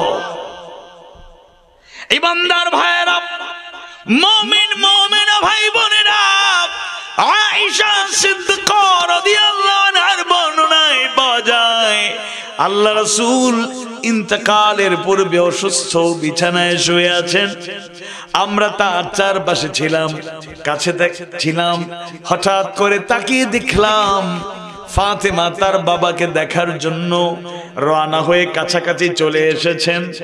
আয়েশার বর্ণনায় পাওয়া যায়, ফাতেমা রাদিয়াল্লাহু আনহার হাঁটার ভঙ্গিমা দেখে কেন জানি মনে হলো হুবহু তার বাবার মতো, আল্লাহর রাসূলের মতো তিনি হাঁটতেন। সুবহানাল্লাহ। এবার ফাতিমা তার বাবার কাছে চলে আসলেন, কাছাকাছি আসলেন। বাবার এই অবস্থা দেখে ফাতিমা চোখের পানি থামাতে পারছিলেন না। চোখের পানি থামানো যায় না, কান্না করছিলেন। এবার আল্লাহ রাসূল তাকে ইশারায় ডাকলেন, কানে কানে কি যেন বললেন, তার কান্না আরো বেড়ে গেল। কিছুক্ষণ পর আবার ডাকলেন, কি যেন বললেন, ফিস ফিস করে আস্তে আস্তে মেয়ের কানের মধ্যে কি যেন বললেন। এবার ফাতেমার কান্না বন্ধ হয়ে গেল, চেহারার মধ্যে মুচকি হাসি ফুটে উঠল। জোরে কোন সুবহানাল্লাহ। আয়েশা আল্লাহ রাসূলের ইন্তেকালের পরে ফাতেমাকে জিজ্ঞেস করলেন, ফাতেমা আমার জানার বড় আগ্রহ, আল্লাহ রাসূলের ইন্তেকালের পূর্বে শেষ সাক্ষাৎ হলো, বাবা মেয়ের কানাকানি কি কথাবার্তা হলো, কি আল্লাহ রাসূল বললেন, কান্না বেড়ে গেল। আবার কিছুক্ষণ পরে এমন কি কথা বললেন, কান্না থেমে মুচকি হাসি আপনার চেহারায় ফুটে উঠল। সুবহানাল্লাহ। ফাতেমা জবাব দেন নাই, উত্তর দিতে চান নাই, আয়েশাও চাপ দেন নাই। আর অনেক দিন পরে ফাতেমার দিকে তাকালেন আয়েশা, মন মানসিকতা ভালো আছে দেখে এবার চাপ প্রয়োগ করে আত্মবিশ্বাস নিয়ে ফাতেমাকে বললেন, আজ বলতেই হবে, আজ জানতে চাই আল্লাহ রাসূল ইন্তেকালের পূর্বে বাবা মেয়ের কি কথাবার্তা হয়েছিল।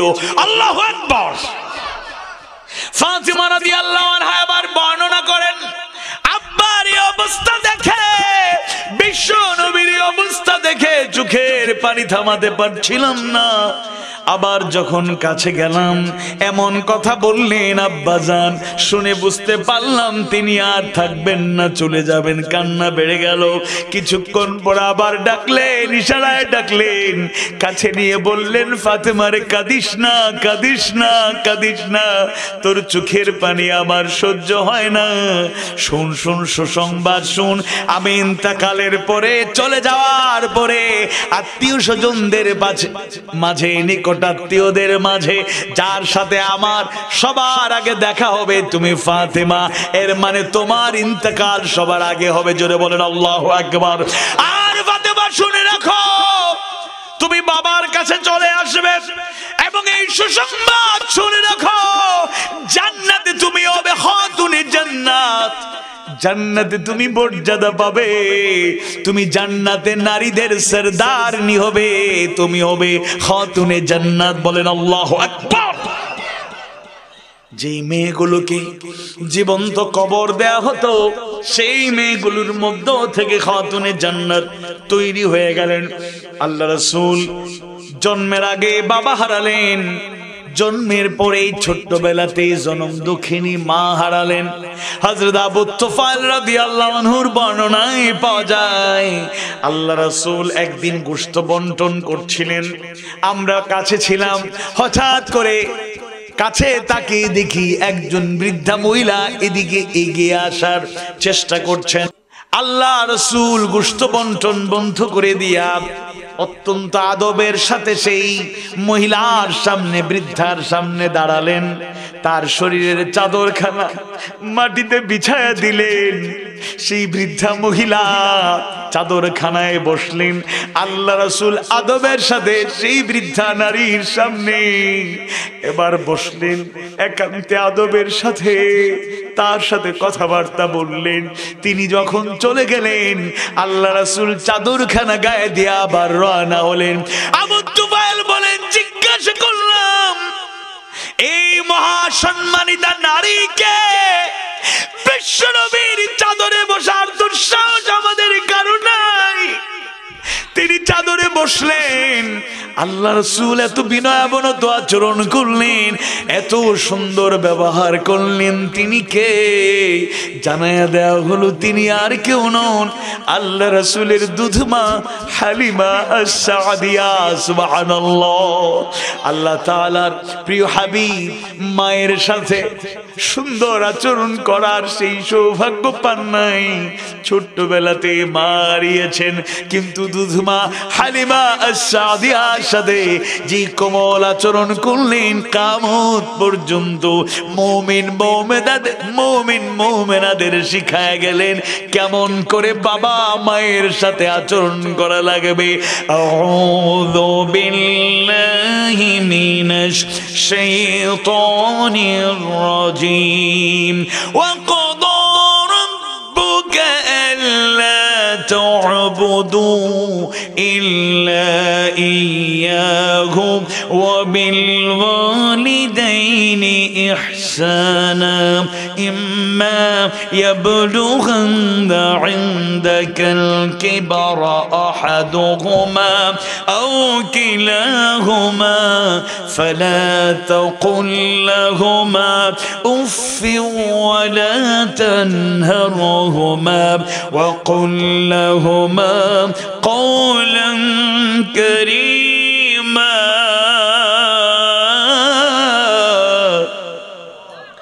واخفض لهما جناح الذل من الرحمة وقل رب ارحمهما كما ربياني صغيرا رب ارحمهما كما ربياني صغيرا সবাই পড়ি আমিন। মায়ের সাথে বাবার সাথে কেমন ব্যবহার করতে হবে, বিশেষ করে বৃদ্ধ বৃদ্ধা বয়সে আল্লাহ তাআলা সূরা বনী ইসরাঈল সূরা আল ইসরা 23 এবং 24 নম্বর আয়াতে কারিমায় জানিয়ে দিলেন। সেই ব্যাখ্যায় যেতে চাই না, যেহেতু আলোচ্য বিষয় মূল পয়েন্ট এটা নয়, আমি শেষ দিকে আসতে চাই। আমার স্বামীরা মনোযোগ দিয়ে শুনুন, স্ত্রীরা মনোযোগ দিয়ে শুনুন, আমার ভাই এবং বোনেরা মনোযোগ দিয়ে শুনুন। একটা পরিবারে শান্তি নিশ্চিত করতে হলে, বিবাহিত জীবনে সুখ, নিরাপত্তা, স্বস্তি, শান্তি যদি নিশ্চিত করতে চায়, স্বামী আর স্ত্রীর মহব্বত বেশি দরকার নাকি কম হলেও চলবে? বেশি দরকার আছে না নাই? ছোট বাচ্চারা কয় এরা বিয়ে করে না, আপনারা মুরব্বীরা কর না কেন? বেশি মহব্বত দরকার নাকি কম? বেশি না কম?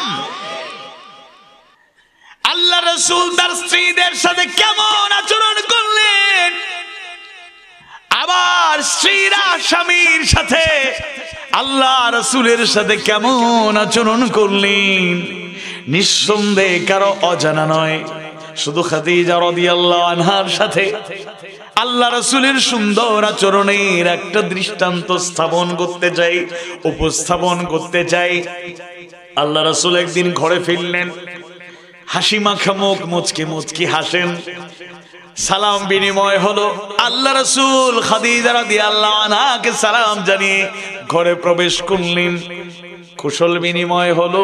তার হাসি মাখা মুখ দেখে, উজ্জ্বল চেহারা দেখে খাদিজা রাদিয়াল্লাহু আনহা বললেন, ইয়া রাসূলুল্লাহ, ইয়া হাবিবাল্লাহ, এত আনন্দিত কেন? আজকে কোনো খুশির সংবাদ আছে কিনা? এবার আল্লাহ রাসূল আনন্দ নিয়ে বলেন, খাদিজা, তোমার জন্য বড় সুসংবাদ, তোমার জন্য বড় সুসংবাদ নিয়ে এসেছি। সুবহানাল্লাহ, আর আসতে বলেন সুবহানাল্লাহ। খাদিজা রাদিয়াল্লাহু আনহা দেরি করতে চান নাই। ইয়া রাসূলুল্লাহ, ইয়া হাবিবাল্লাহ, তাড়াতাড়ি বলুন, বেশি বিলম্ব পছন্দ হচ্ছে না। কি সুসংবাদ আমার জন্য নিয়ে এসেছেন? এবার আল্লাহ রাসূল বললেন, খাদিজা রে, আল্লাহ তাআলা জিব্রাইল কিছুক্ষণ আগে এসেছিলেন, জিব্রাইলের মাধ্যমে আল্লাহ সুবহানাহু ওয়া তাআলা খাদিজাকে, তোমাকে আল্লাহ তাআলা সালাম পাঠিয়েছেন। আল্লাহু আকবার। খাদিজা রাদিয়াল্লাহু আনহা আবেগাপ্লুত হয়ে গেলেন। আকরামাকাল্লাহ, ইয়া রাসূলুল্লাহ, হে আল্লাহর রাসূল, আল্লাহ তাআলা আপনার মর্যাদা আরো বাড়ায় দিন। আমি সামান্য খাদিজাকে আল্লাহ তাআলা সালাম জানিয়েছেন, এটা আমার কত বড় সৌভাগ্য। এমন যোগ্যতা তো আমার নাই। ইয়া রাসূলুল্লাহ, ইয়া হাবিবাল্লাহ, আল্লাহর সালামের জবাব কেমনে দেব বুঝতে পারছি না। আমার পক্ষ থেকে আপনার মতো করে আল্লাহকেও আমার সালামের জবাব আমার পক্ষ থেকে সালাম জানায় দিবেন। সুবহানাল্লাহ। এমনি এমনি সম্মান তিনি পান নাই। কঠিন সময়ে, আল্লাহর রাসূলের কঠিন সময়গুলোতে যতদিন খাদিজা রাদিয়াল্লাহু আনহা বেঁচে ছিলেন, তাকে আগলে রাখলেন, নবুয়ত পাওয়ার পরেও যিনি অসুস্থতা বোধ করলেন, তখন খাদিজা তাকে সুস্থ করতে অনুপ্রেরণা দিতে তিনি ভূমিকা পালন করলেন। প্রকাশ্যে দাওয়াত শুরু হওয়ার পরে চতুর্দিকে বাধা প্রতিকূলতা ছিল, বাধা প্রতিকূলতা এমন অবস্থা ছিল আল্লাহ রাসূলকে দুনিয়া থেকে বিদায় করার মতো পরিকল্পনা তারা করছিল। আল্লাহ রাসূল দিনের দাওয়াত দিতে গিয়ে মাঝে মাঝে বড্ড দেরি হয়ে যেত। যতই দেরি হোক না কেন আল্লাহ রাসূল ঘরে এসে দরজায় শুধু একবার কড়া নাড়তেন আর ডাকতেন খাদিজা, আস্তে করে ডাকতেন খাদিজা, সাথে সাথে দরজা খুলে দেয়া হতো। সুবহানাল্লাহ। একদিন আল্লাহ রাসূল গভীর রাতে আসলেন, দেরি হলো, একবার ডাকলেন খাদিজা, দরজা খুলে দেয়া হলো। আল্লাহ রাসূল প্রশ্ন করলেন, খাদিজা তুমি কি ক্লান্ত হও না? তোমার চোখে কি ঘুম আসে না? তুমি কি ঘুমাও না? যতদিন দেরিতে আসি আর আগে আসি, একবারের বেশি দুইবার তোমাকে ডাকতে হয় নাই। খাদিজা তোমার কি ক্লান্তি আসে না? তুমি কি ঘুমাও না? খাদিজা রাদিয়াল্লাহু আনহা জবাবে জানায় দেন, ইয়া রাসূলুল্লাহ, ইয়া হাবিবাল্লাহ, এত কষ্ট করেন, এত ঝক্কি ঝামেলা নিয়ে দিনের দাওয়াত দেন, চতুর্দিকে প্রতিকূলতা, আমার ঘুম আসে, ক্লান্তি আসে, কিন্তু আমি বিছানায় যাই না, বিছানায় গিয়ে ঘুমাতে চাই না। কারণ অনেক কঠিন সময়ে আপনি দাওয়াতি কাজ করেন, চতুর্দিকে শত্রু বাহিনী, তাই আমাকে যদি বারবার ডাকেন আর কোন দুশমন যদি খবর পেয়ে যায়, আপনার যদি কোনো ক্ষতি করে, ইয়া রাসূলুল্লাহ সেই ক্ষতি তো সহ্য করতে পারবো না। ইয়া রাসূলুল্লাহ, ইয়া হাবিবাল্লাহ, আমি ক্লান্ত হই, আমার চোখে ঘুম আসে, কিন্তু বিছানায় যাই না। যখনই ক্লান্তি আসে, ঘুম আসে, দরজায় হেলান দিয়া দাঁড়ায় দাঁড়ায় বিশ্রাম করি আর অপেক্ষা করি আল্লাহ রাসূল কখন আসবেন। তাই আমি দাঁড়ায় থাকি, একবার ডাকলে দরজা খুলে দেই। সুবহানাল্লাহ। আজকে স্ত্রীরা যদি, বোনেরা যদি তার স্বামীটাকে আগলে রাখতে পারতো, আর স্বামী যদি তার স্ত্রীদেরকে আল্লাহ রাসূলের মতো মহব্বত আর শ্রদ্ধা করতে পারতেন, তাহলে নিঃসন্দেহে প্রত্যেকটা ঘর এক একটা জান্নাতের টুকরো পরিণত হতো। বলেন ঠিক কিনা?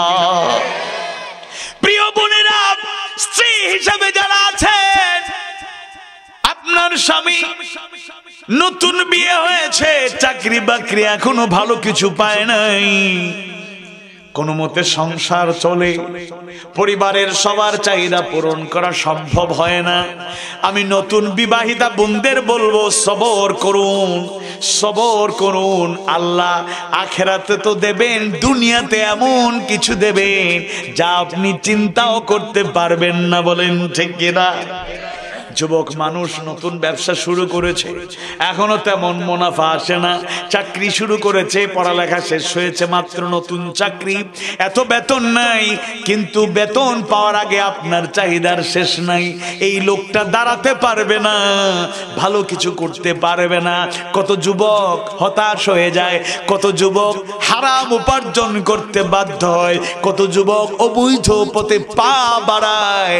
দিনদার বোনেরা, মুমিনা স্ত্রীরা যদি সবর গুজার হতো, যদি স্বামীকে বলতো আপনি হতাশ হয়েন না, আল্লাহকে ভালো করে চান, নামাজ কেন ঠিক মতো পড়েন না, পড়ুন, আসুন দুজনে মিলে মাঝে মধ্যে গভীর রাতে তাহাজ্জুদ পড়ি, দুনিয়ার কাউকে দেখানোর জন্য নয়, আল্লাহকে খুশি করার জন্য। স্বামী আর স্ত্রী মিলে যদি জায়নামাজে কোনোদিন মাঝে মধ্যে যদি চোখের পানি দিয়া জায়নামাজ ভিজাতে পারেন, এমন বরকত আল্লাহ দিবেন যা আপনার চোখ কখনো দেখে নাই, কান কখনো শোনে নাই, কল্পনাও কখনো করতে পারেন নাই। বলেন ইনশাআল্লাহ। পরীক্ষিত কথা বলতে চাই, পরীক্ষিত কথা বলছি। অনেক ওলামায়ে কেরামদের জীবনের গল্প শুনে বলছি। আমার পরিচিত একজন, আমি আমার পারিবারিক জীবন শুরু করার পরে মুরব্বী হিসেবে উনিও ভূমিকা পালন করেছেন। তা আমি বললাম, আমি তো আসলে ছোটখাটো একটা চাকরি করি, 10,000 টাকা বেতন দিয়ে তো পরিবার চালানো কঠিন, আমার পরিবার একটু বড়, তো স্ত্রী সংসার চাহিদা পূরণ এগুলো কেমনে করব? তিনি বললেন, দিল আর কি যে বলো, তুমি তো একটা বাসা, সুন্দর বাসায় থাকো, খাট আছে, সব আছে, সোফা আছে, ভালো। আমি আমার পারিবারিক জীবন শুরু করেছি বিয়ের রাতে ফ্লোরে ঘুমাইছি, মানে একটা খাট ছিল না। আমার স্ত্রীও সবর গুজার, ধৈর্যশীলা, দিনদার, দিনের পথেই চলে, আমিও চলি, আল্লাহর উপর ভরসা করিয়া। মুরব্বীরা কথা বলছেন, তাদের পরিবারও রাজি, আমার পরিবার রাজি, বিয়ে করছি। এখন ছোট্ট একটা ঘর ভাড়া নিছি, মেসের মতো। স্ত্রীকে নিয়ে আসছি, প্রথম রাতে আমরা বিছানা নাই, কোথায়, ফ্লোরে ঘুমাইছি, খাটের মধ্যে কাঁথা বিছাইয়া, বিছানা বিছাইয়া ঘুমাই গেছি। আমি এখন ওনার বাসায় গেলে, এখন আল্লাহর রহমতে ওনার নিজস্ব দুতলা সুন্দর ভাষা, দুতলা, মেহমান মুসাফির আত্মীয় স্বজন যারাই আসেন না কেন থাকতে পারেন। বন্যার সময় সিলেটে বড় বন্যা হলো না, বন্যার সময় নিচতলাতে ডুবে গেছে, দুতলায় ওনারা অনেক কষ্ট করে থাকছেন, ছাদে পর্যন্ত মানুষ জায়গা নিছে, সুবহানাল্লাহ। যেই লোকটা তার ফ্যামিলি লাইফ শুরু করলো ফ্লোরে থাইকা, উভয়ের সম্মতি, সবর, ধৈর্য থাকার কারণে বেশি দিন যায় নাই, এখন তারা দোতলা নিজস্ব বাড়িতেই থাকেন। ধৈর্য ধরলে যিনি দেন তিনি কে? আওয়াজ বাড়িয়ে বলুন কে? এজন্য একজন আরেকজনকে সাপোর্ট দিতে হবে। আমার বোন, আপনি সবর করুন। সোনার বালা, কানের রিং, হাতের চুড়ি, পাশের বাড়ির ভাবিরা আরো ডিস্টার্ব করে, আইসা কয়, ভাবি আপনার ভাই যে মানুষ, বুঝাইতে পারি না, এই তো গত মাসে বেতন পাইয়া কয় আমার জন্য স্বর্ণের একটা ব্রেসলেট কিনে নিয়ে আসছে, এই দেখেন সুন্দর না, কত হয়েছে? 55,000 মাত্র। মন খারাপ, রাত্রে আসছে, এবার স্বামী কথা কয় না, একটু গরম পানি দিবা, নিয়ে খান, ঠান্ডা পানি আছে, গরম পানি নেই, খাবারটা ওই তো নিয়ে আসে, টেবিলে খান। এরকম করো কেন? হ্যাঁ করবো না, পাশের বাড়ির ভাই, আপনার সাথে তো চাকরি করেন, একই পদে থাকেন, একই সমান বেতন, উনি মাসে মাসে ওনার স্ত্রীকে প্রতি মাসে একটা গিফট করে, এই তো ব্রেসলেট দেখা গেল 55,000 টাকা দিয়ে, আপনি কি করলেন আমার জন্য? কেমনে কারে বুঝায়? এই যুবক কেমনে কি বুঝাবো? হালাল পথে চলতে চায় তো, ওর তো মাসে যদি বেতন 60,000ও থাকে, এই 60,000 1 টাকা বেশি না, পারলে কমে। আর ওর তো 60,000 হইলো, অন্যদিকে যে 60 লাখ টাকা ইনকাম করতেছে, 6 লাখ টাকা ইনকাম করতেছে, এরকম আছে না? সন্দীপে নাই, একই বুঝতে 10,000 টাকার বেতন, পিয়নের চাকরি করে কোটিপতি আছে না? দেখেন, পিয়ন কেউ থাকলে, আমি ছোট করতেছি, সরকারি অফিসের বিভিন্ন পিয়নদের খবর পাওয়া যায়, তার ডুপ্লেক্স বাড়ি, তার গাড়ি, অমুক জায়গায় জায়গা, বিদেশে টাকা। সামান্য পিয়নের চাকরি করিয়া আঙ্গুল ফুলে কলা গাছ। বোনেরা, সবর করুন, ধৈর্য ধরুন, স্বামীকে সার্বিকভাবে সাপোর্ট দিন, আর দুজন মিলে আল্লাহর গোলামি করুন, রাসূলের আদর্শ অনুসরণ করুন, দেখবেন বরকত যিনি দেবেন তিনি কে? আল্লাহ। আর দুনিয়ার জন্য এত পাগল আমরা, আল্লাহ আমাদের মাফ করুক। উলামায়ে কেরাম আমরা কম যাই না, একটা ফ্ল্যাট হইলে যথেষ্ট না, আরেকটা ফ্ল্যাট, ওয়াজ শুরু করি ফ্ল্যাটের বুকিং দিয়া, বুঝছেন? আল্লাহ আমাদের সাহায্য করুক। উলামায়ে কেরাম যদি হেলিকপ্টারের মালিক হন, প্লেনের মালিক হন, আপনাদের কি মন খারাপ? যদি পাজারো দৌড়ান, আপনাদের কি কষ্ট হবে? তবে হালাল উপার্জন করে মানুষকে কষ্ট না দিয়ে যদি কোটিপতি হন, 1000 কোটি টাকার মালিক হন, আমাদের কোনো কষ্ট নাই। কিন্তু টাকা, কাঁচা টাকা, এত লোভ আমাদের মধ্যে ঢুকিয়ে দেয়, নিয়ন্ত্রণ আমরা হারিয়ে ফেলি। আল্লাহ তাআলা আমাদের সাহায্য করুন, বলুন আমিন। এমন একটা বিষয় আলোচনা শুরু করছে, আগা মাথা কুল কিনারা নাই, কোন দিয়ে রাতে 2টা পর্যন্ত আলোচনা করলে চলবে, বলেন ইনশাআল্লাহ। তবে আলোচনার বাড়াতে চাই না। আজকের আলোচনার বিষয় ছিল চরিত্র।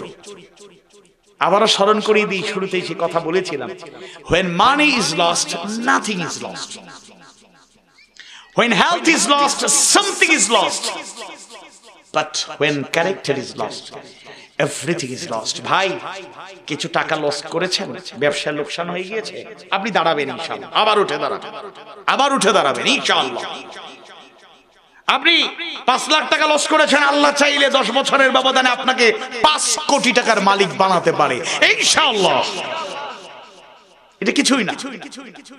স্বাস্থ্য কিছু ক্ষতি হয়ে যায়, অসুস্থতা, দুর্বল হয়ে যায়, কিছুটা ক্ষতি করে না এরকম না, আল্লাহ ক্ষতি থেকে আমাদেরকে হেফাজতে রাখুন, আমিন। কিন্তু চরিত্র নাই মানে কিছুই নাই। চরিত্র নাই মানে আমার কিছুই নাই। যুব সমাজ আমরা খুব টেনশনে আছি। এই প্রজন্মকে ধ্বংস করে আর দেওয়ার জন্য কত ধরনের চক্রান্ত। নতুন করে আরেকটা আসছে, যেমন জুয়া। জুয়া খেলার জন্য আসরে যাওয়া লাগে না, আড্ডায় বসতে হয় না। নদী সমুদ্র পাড়ি দিয়া চিটং শহরের হালি শহরে যাওয়া লাগে না। দেখেন আবার হালি শহরে জুয়া হয়, এটা কিন্তু আমি বলি নাই, জাস্ট উদাহরণ দিলাম। এখন মোবাইলেও জুয়া চলে আসছে। আওয়াজ বাড়ি বলুন ঠিক কিনা? দেখবেন বিপিএল চলতেছে, কিছু রেস্টুরেন্টে বৈশা ছক্কা ধরো 500 আছে না নাই? এই বলে ছক্কা, ball to ball, offer to offer, match to match. জুয়া আছে না নাই? ধ্বংস করে দিচ্ছে জাতিকে। ইয়া আইয়ুহাল্লাযীনা আমানু ইন্নামাল খামরু ওয়াল মাইসিরু ওয়াল আনসাবু ওয়াল আজলামু রিজসুম মিন আমালিশ শাইতান ফাজতানিবুহু। আয়াত নাযিল হওয়ার পরে মদ জুয়া হালাল না হারাম? আওয়াজ বাড়ি বলেন হালাল না হারাম?